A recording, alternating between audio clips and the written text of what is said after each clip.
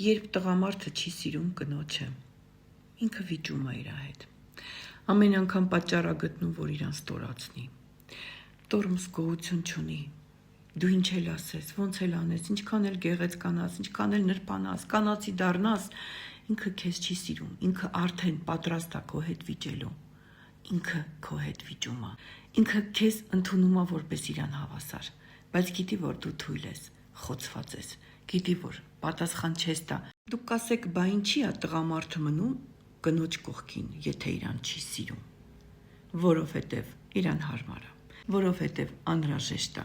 եւ դեռ կարեւոր է, որ այդ կինը իր կողքին լինի։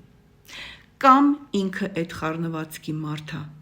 որին անհրաժեշտ է կողքը այ այտենց մեկը լինի, ում ինքը կկարողանա նեղի, ճնշի, ցածրացնի, լացացնի, որ ինքնահաստատվի,